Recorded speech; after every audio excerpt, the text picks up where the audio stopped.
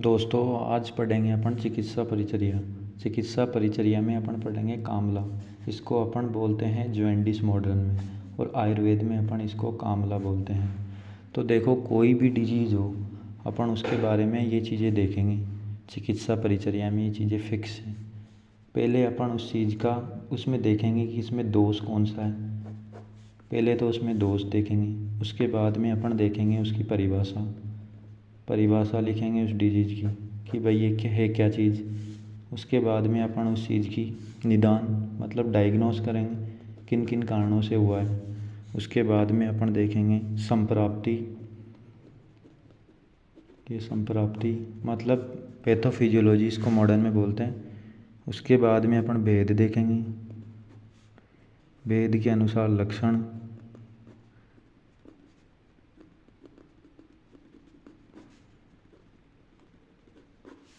फिर उसके पूर्व रूप देखेंगे। फिर उस व्याधि के अपन रूप या इसी को बोलते हैं लक्षण, सिम्टम्स यानी। फिर अपन साध्य असाध्यता देखेंगे उस चीज़ की कि ये व्याधि ठीक होगी या नहीं होगी। फिर उसका चिकित्सा सिद्धांत।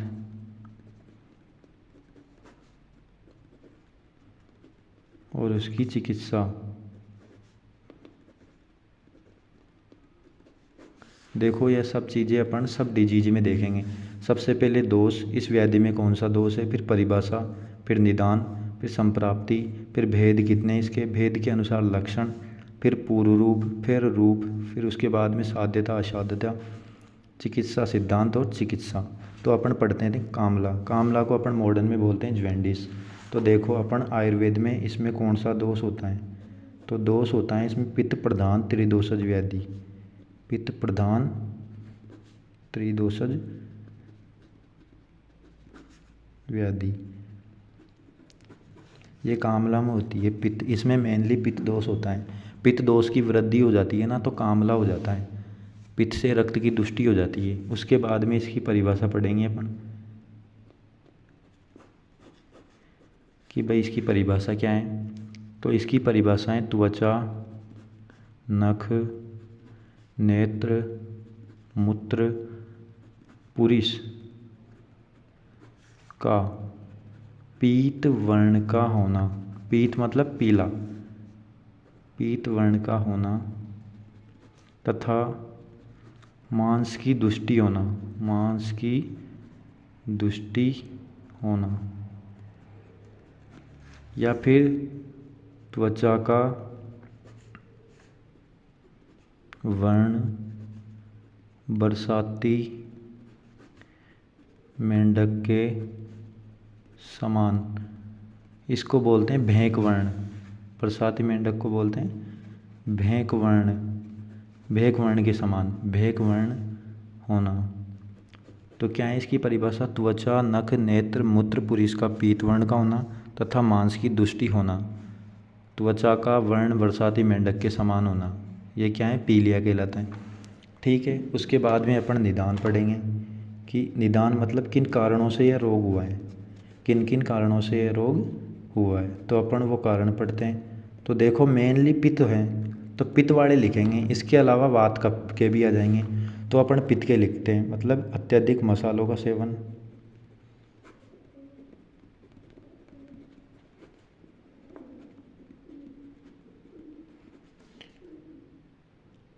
अत्यधिक स्त्री संभोग, अत्यधिक स्त्री संभोग, धूम्रपान, इससे भी पित्त बढ़ता है। धूप सेवन, धूप सेवन, धूप का ज़्यादा सेवन करने से। मद्यपान, अभिसंधी पदार्थों का सेवन, अभिसंधी पदार्थों का सेवन, अम्ल लवण कटु, अम्ल लवण कटु रसों का अतिसेवन।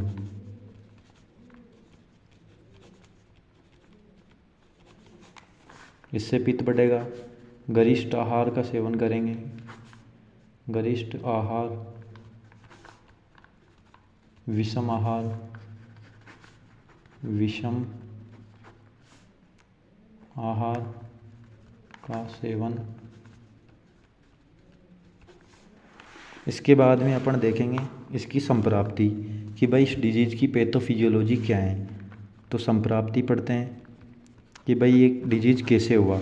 तो संप्राप्ति में सबसे पहले अपन ने किया निदान सेवन। निदान सेवन के जस्ट बाद में कौन सा दोष प्रकोपित हुआ? पित्त दोष। अपन ने इसमें पढ़ा है तो पित्त प्रधान त्रिदोष प्रकोपित होना, ये प्रकोपित हो गए। अब पित्त दोष कहाँ पे गया? संपूर्ण शरीर में गमन हो गया। तो प्रकोपित पित्त दोष का, प्रकोपित बढ़े हुए पित्त दोष का, प्रकोपित पित्त दोष का संपूर्ण शरीर में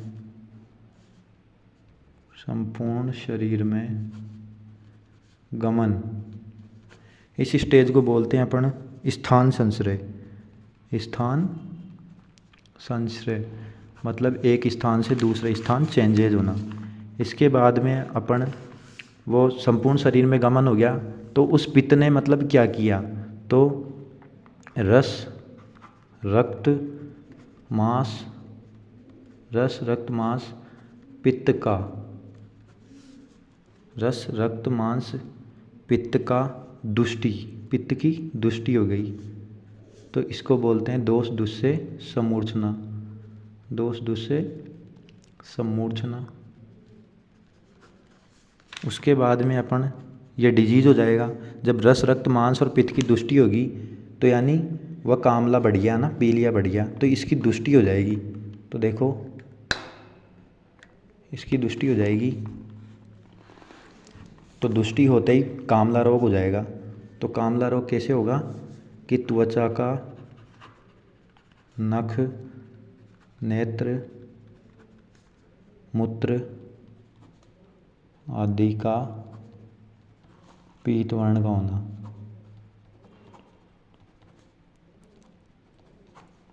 तो ये हो गया, ये परिभाषा हो गई है ना। ब्रैकेट में लिख देते हैं अपन डेफिनेशन यानी परिभाषा। तो अपना ये कामला रोग हो गया, कामला रोग, ये अपना हो गया कामला रोग। ये पैथोफिजियोलॉजी पढ़ ली। अब अपन इसके भेद पढ़ेंगे कि भाई इसके भेद कौन कौन से हैं। तो देखो कामला के 3 भेद होते हैं, शाखाश्रित,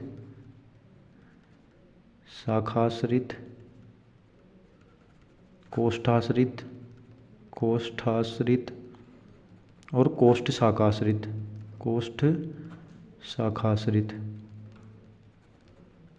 ये 3 भेद होते हैं। अब तीनों का अपन लक्षण पढ़ेंगे कि भाई तीनों भेदों का क्या क्या लक्षण है ना। तो देखो अपन तीनों भेदों के लक्षण पढ़ते हैं। भेद के अनुसार लक्षण, भेद के अनुसार लक्षण। तो पहले अपना देख लो कोष्ठाश्रित पढ़ते हैं अपन। कोष्ठाश्रित, कोष्ठ किसको बोलते हैं? आमाशय स्टोमक। कोष्ठाश्रित कामला के लक्षण, कामला लक्षण। तो देखो इसके क्या क्या लक्षण होंगे। उदर में स्तब्धता, अरुचि और आटोप। फिर उसके बाद में अपन दूसरा भेद है शाखाश्रित कामला के लक्षण। शाखाश्रित कामला के अपन लक्षण पढ़ेंगे। शाखा मतलब हाथ पैरों में, तो हतेंद्रिय पढ़ लेंगे। हाथ पैरों का पीत वर्ण का होना, हाथ पैरों का पीत वर्ण का होना और आटोप। उसके बाद में अपन पढ़ेंगे कोष्ठ शाखाश्रित, मतलब कोष्ठ में भी और शाखाश्रित में भी। कोष्ठ शाखाश्रित कामला लक्षण। तो इसमें अपन पढ़ेंगे दुर्बलता,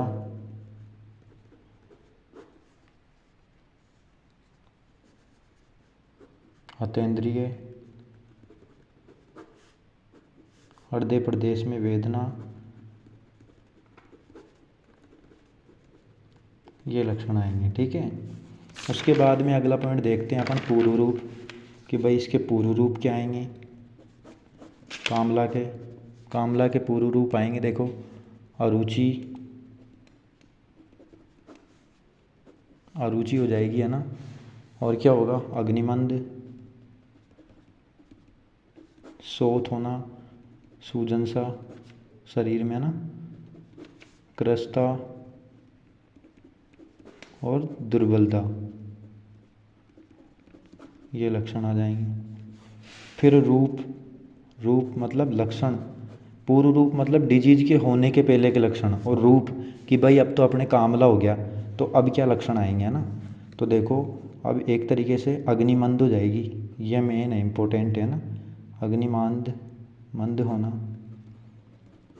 इसके बाद में त्वचा, नख, नेत्र का पीलापन या पीतवर्ण का होना, शोथ होना, स्वेलिंग भी होगी, और एक दुर्बलता, यही आ जाएंगे लगभग, है ना। मेनली तो ये हैं और एक ये हैं, ठीक है, दोनों हैं। उसके बाद में अपन पढ़ेंगे साध्य असाध्यता, साध्य और असाध्यता। तो पहले साध्य पढ़ते हैं कि भाई ये डिजीज कौन कौन सा ठीक हो सकता है और कौन सा ठीक नहीं होगा। तो देखो एक दोषज, जिसमें एक दोष प्रकुपित हो रखा हो वो ठीक हो जाएगा। नवीन कामला मतलब जो नया अभी जस्ट हुआ ही हो, 10-1 दिन हुए हो, तो वो ठीक हो जाएगा। और अग्निमंद नहीं हुई हो, है ना, अग्निमंद न हुई हो तो वो ठीक हो जाएगा। फिर अपन पढ़ेंगे असाध्य या कृच्छसाध्य, या तो ठीक ही नहीं होगा या फिर मुश्किल से ठीक होगा। तो वही त्रिदोष प्रकुपित हो गए हो, है ना, वो ठीक नहीं होगा, जिसमें मतलब तीनों दोष प्रकुपित हो गए हो, है ना। और पुराना कामला मतलब पुराना पी लिया हो, वो भी ठीक नहीं होगा, है ना। और जिसमें अग्निमंद हो गई हो,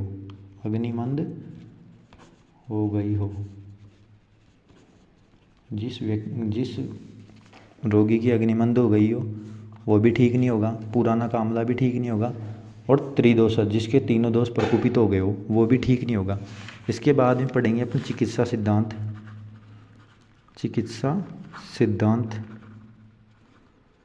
तो देखो चिकित्सा सिद्धांत पर पढ़ेंगे, मतलब ये कैसे ठीक होगा, चिकित्सा में क्या क्या करेंगे ना। तो देखो कोई भी डिजीज हो उसका सबका कॉमन है, पहले तो निदान परिवर्जन,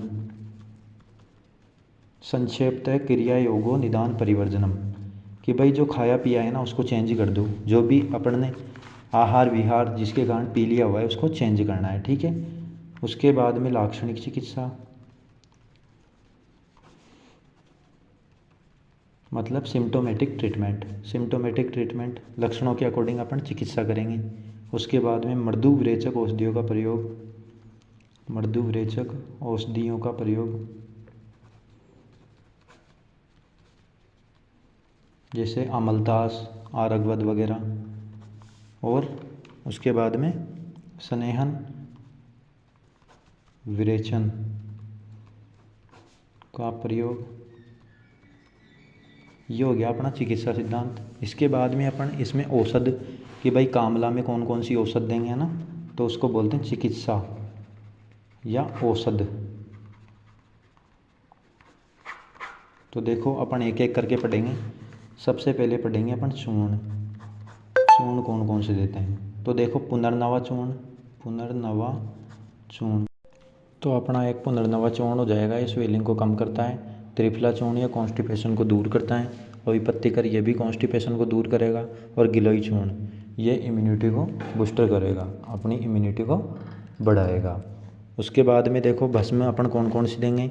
भस्म में अपन अभ्रक भस्म देंगे, शंख भस्म, ये जितने भी अन्नवह स्रोतस की व्याधि होती है उनमें सबसे बेस्ट रहती है, तो अग्निमंद को दूर करेगी, है ना। भोजन में इससे इच्छा बढ़ेगी। गिलोय सत्व ये भी इम्यूनिटी को बूस्टर करेगा।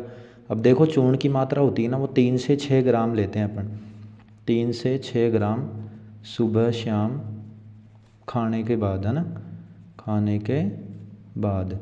उसके बाद में अपन ये भस्म की मात्रा होती है 125 से 250 mg, है ना, ये अपन मिक्स करके देते हैं चूर्ण वगैरह में, इनमें, है ना, ठीक है। उसके बाद में अपन पढ़ते हैं वटी, मतलब इसमें कामला रोग में कौन कौन सी टेबलेट देंगे। तो देखो पुनर्नवा से ही बना है, पुनर्नवा मंडूर, पुनर्नवा मंडूर, ये भी स्वेलिंग को कम करेगा। आरोग्य वर्धनी वटी, ये जो फीवर वगैरह आएगा सिम्टम्स में कि भाई जॉइंटिस हो गया तो फीवर भी आ सकता है साथ में, तो उसको दूर करेगी पुनर्नवा वटी। चंद्रप्रभा वटी, चंद्रप्रभा वटी ये क्या कार्य करेगी, ये मतलब एक तरीके से पेन को दूर करेगी। चंद्रप्रभा वटी है ना, दर्द को दूर करती है ना। और एक नवायस लोह, नवायस लोह, ये कामला के लिए बना है। तो इनकी मात्रा 2-2 वटी सुबह शाम खाने के बाद। इनका अनुपान दुग्ध वगैरह कुछ भी हो सकता है, दुग्ध के साथ भी ले सकते हैं और पानी के साथ भी, दुग्ध के साथ या जल के साथ, ठीक है।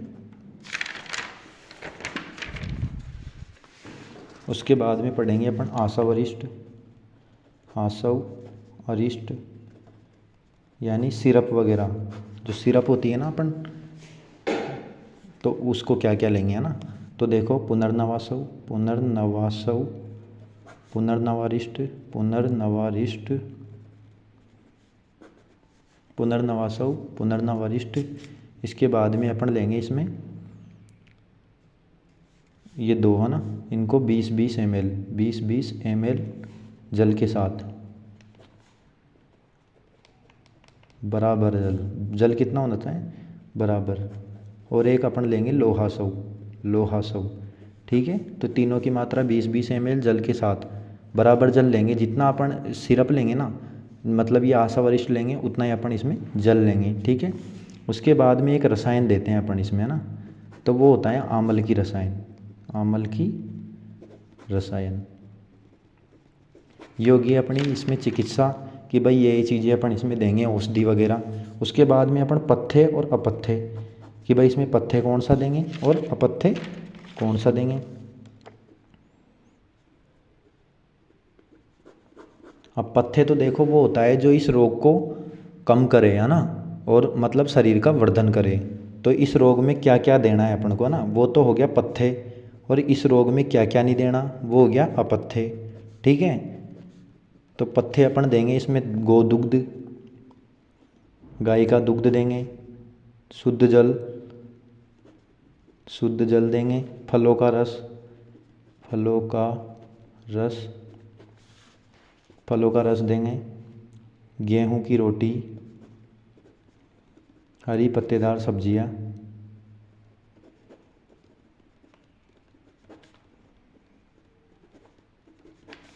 नारियल पानी, इक्षु रस, अनार, संतरा आदि। इसके बाद में अपथ्य, मतलब इस डिजीज में अपन क्या क्या नहीं देंगे, है ना।